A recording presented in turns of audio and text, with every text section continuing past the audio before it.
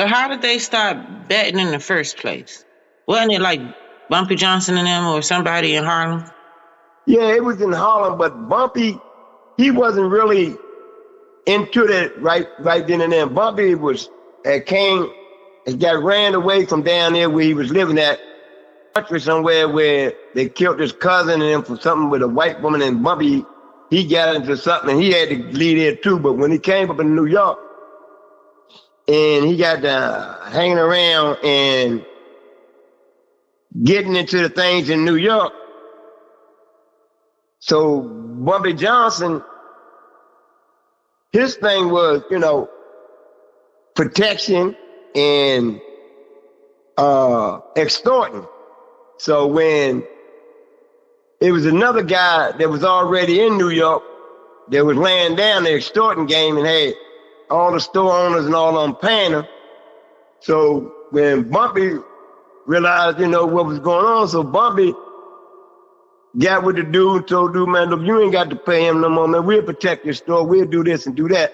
So Bumpy had a couple boys with him. So when Bumpy and them had started getting into the protection business, Bumpy started getting muscle, and then people started hearing about him and knowing about Bumpy around the city. So then you got Dutch Short and them. They heard about all this money that was being made in New York from the African Americans, and that they was, they betting pennies, but them pennies adding up. They get a lot of money getting moved around here. So he wanted, like, I want that money. That's supposed to be my money too. So what it was, it was a woman that was running that racket, and they called her the Queen. And the Queen was running the racket. And when they started leaning on the Queen and them about their territory and about what Bumpy wanted her to pay him, the Queen was bucking. The Queen like, nah. So her partner, one of her little undermen told him, look, we know this guy that's, doing protection that you might need to talk to. So they introduced Bumpy to the Queen, and then Bumpy told the Queen, okay, sure, don't worry about it. If Harlem yours, then, we're going to protect Harlem. We're not going to let the mafia or nobody else come in Harlem and test this betting thing. And then it got to the point where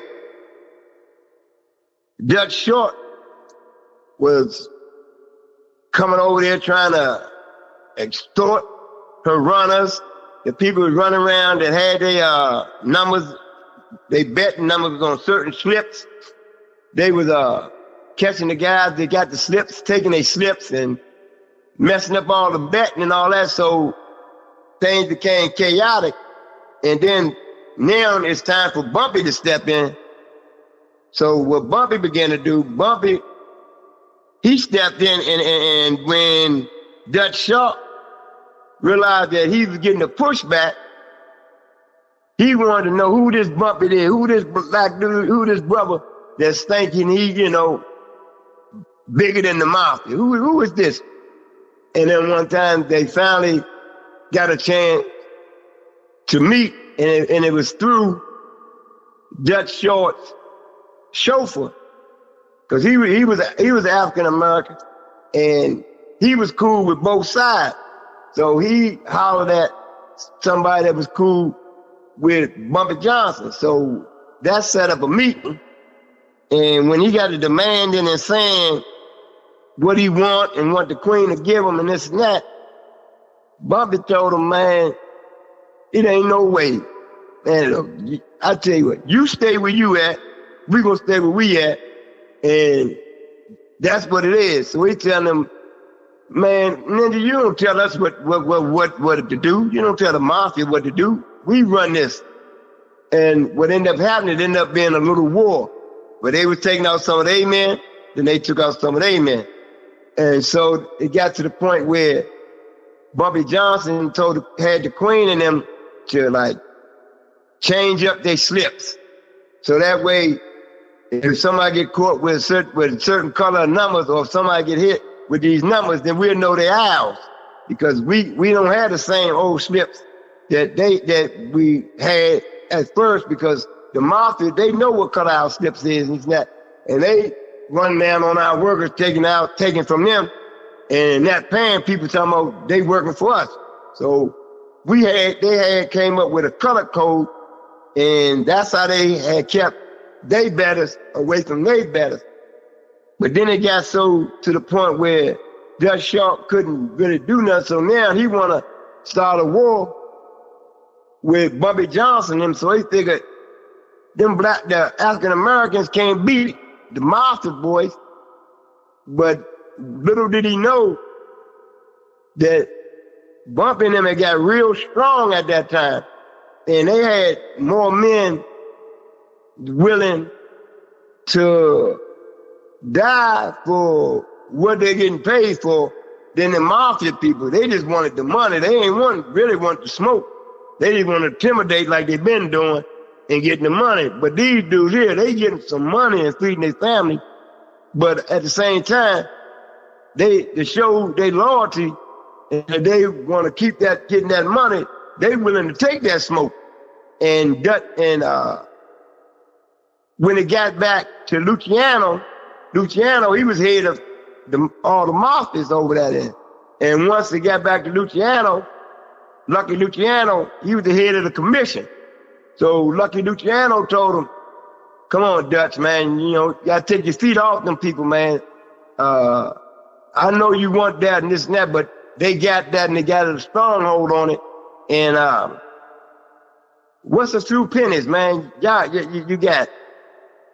They had drugs, they had racketeering, they got extortion, and they got prostitution. Come on, man. You crying about them little pennies that they making over there off numbers. You got all this, and you got you some numbers. Come on, man. You being greedy.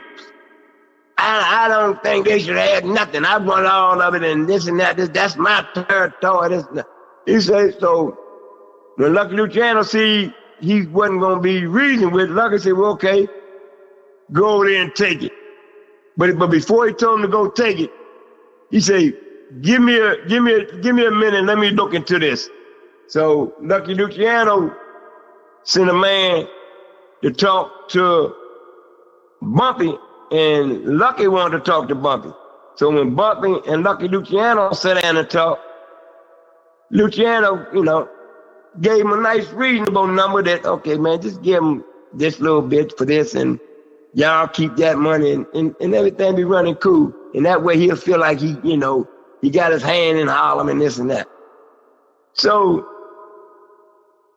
Bumpy thought about it, then Bumpy said, man, if I let him in with a little bit, what's gonna stop him from wanting to come and take it all? Because that's what he wants. So Bumpy told Luciano, nah, man, I ain't biting that. So Luciano said, well, look, I can't keep the dust off you if he comes at you with it. So Bumpy tell him, man, he can bring the noise, man. We want all that smoke. We want all that. They can bring that. Because, we standing on ours. And so when Luciano seen what was happening, Lucky Luciano went back, told Dutch, look, man, I talked to them people, they ain't going for nothing. And that little bit that, I said that you might could get, you can't even get that now. Cause, and if you don't leave it alone, I'm gonna just take my hand off and when I talk to the other guys, I'm gonna just let them know that's your problem. You gotta clean it up.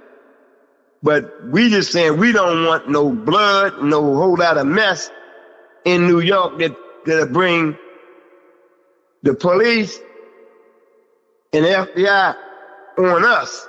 Because once one mafia person get out there, then they want to go after the whole mafia. And that started with the Kennedy boy. The Kennedy boy wanted to shut down the mafia.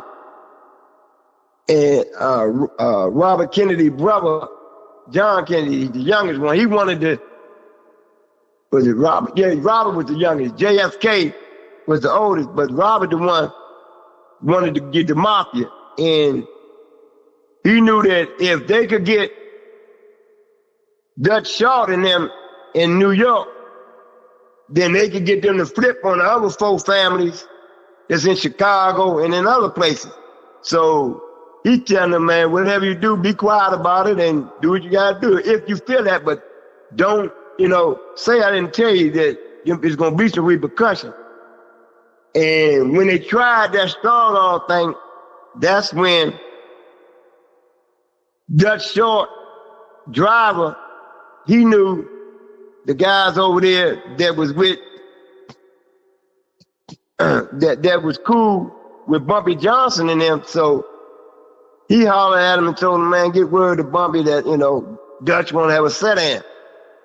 And so Bumpy decided to sit down with him, but Bumpy told me he had to meet me, like in East Harlem somewhere where we outside and it's cool and we can talk about it. And he knew he was going to bring his men, and he was going to bring his men, and it's going to be what it's going to be. So Bumpy, he had all the guys that would call themselves killers, the tough guys and all that. He had the street crew already down with him just to make it look like he got more muscle and a whole lot of people. He was throwing little stuff to Malcolm X and them, and long as they was running their little protection for their little area and this and that through the Muslims, nobody bothered them, and they had their little free run, and Malcolm X became real strong with that.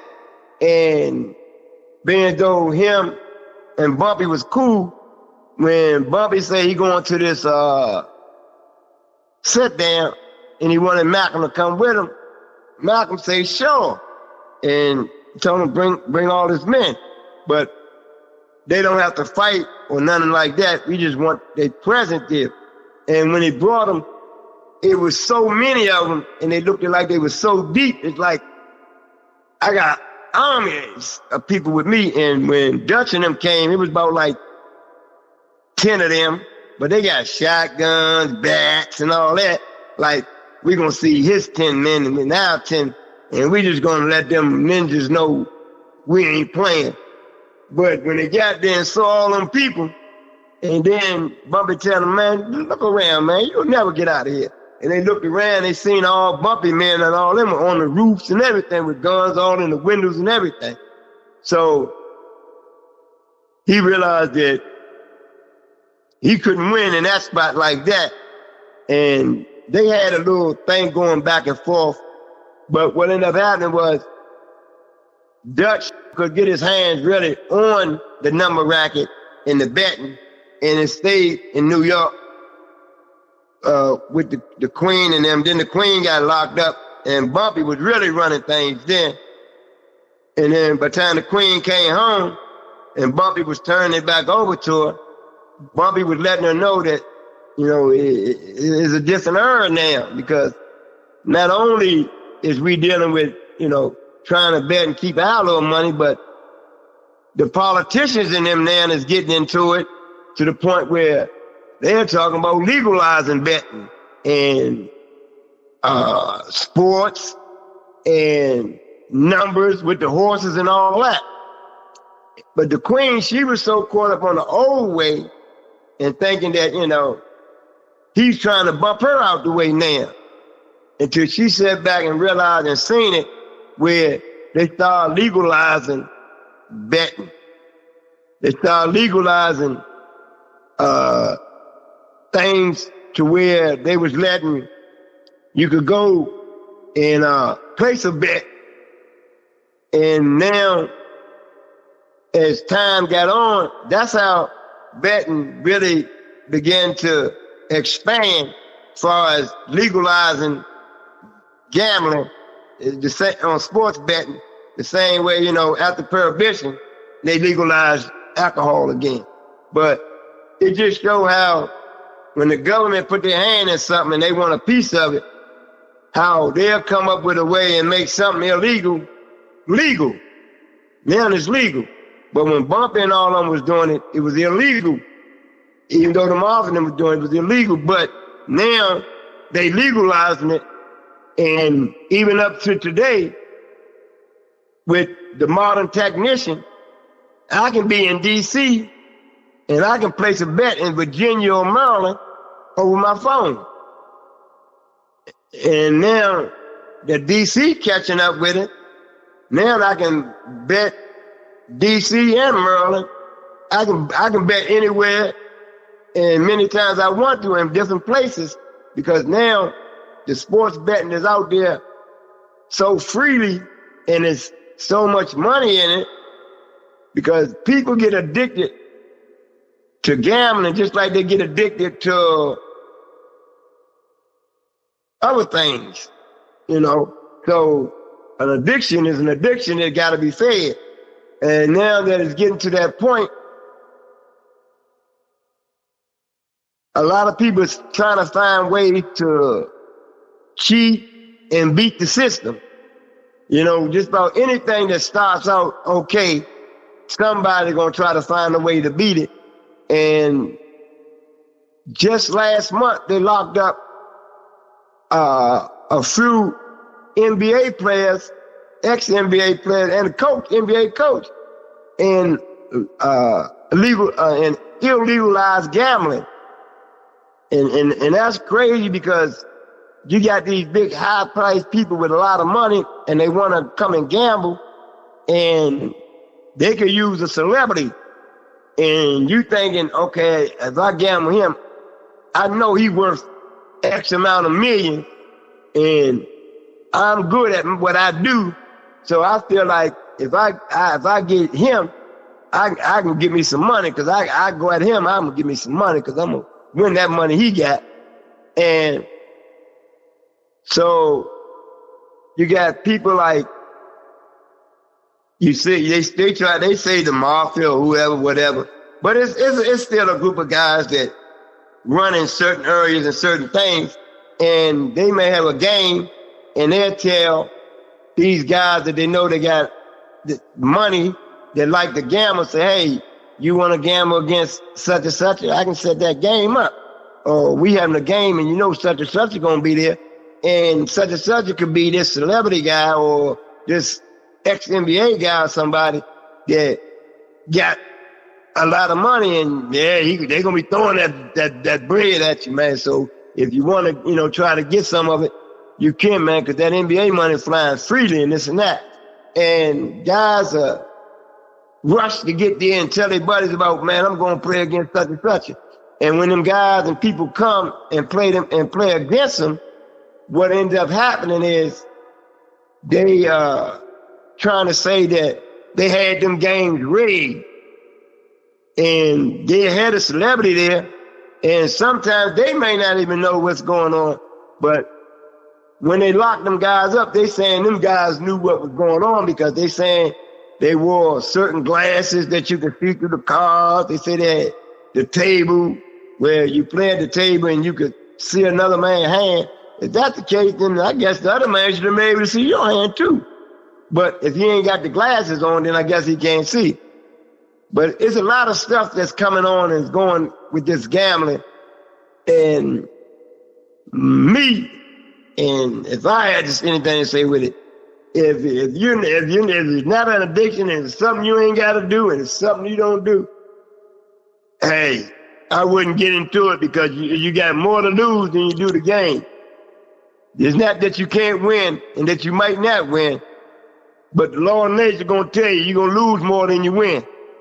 And that's what it's designed for. It's designed for the house to always win. The house should never lose. Because even when in gambling dice and you playing at my spot and I'm cutting crap, that means whoever wins still throw me a couple dollars off the pot. Now, if you got a $10,000 pot and you win and you just throw me $500, okay, cool.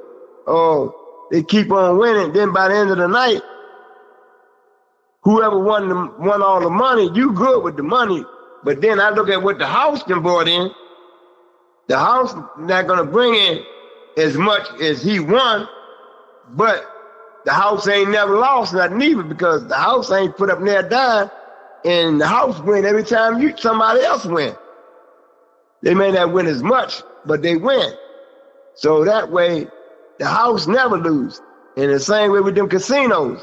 Them casinos, man, they something else. But you just gotta be careful. You should try to know who you're playing with and be comfortable when you play. If it's not, then anything can happen, anything goes. Because money ain't the root of all evil. It's the love of money that's the root of all evil. Because if I love it, then there's no telling what I won't do to get it. No telling what extent that I would go. And just knowing that, I just advise everybody to be careful. The holidays coming up. The holidays are here upon us now, and people want to put stuff under the tree, just like people want a turkey on the table. People want to go into the new year with maybe a new car. How they going to do it? They want to do it with your money. So you got to try to either understand either you're going to give it to them, they're going to win it, or you're going to try to win it. And either way it goes, it's stacked up against you where they got more money than you, so more likely they'll win more than they'll lose. And you'll lose more than you win. And that's how gambling goes. Thank you.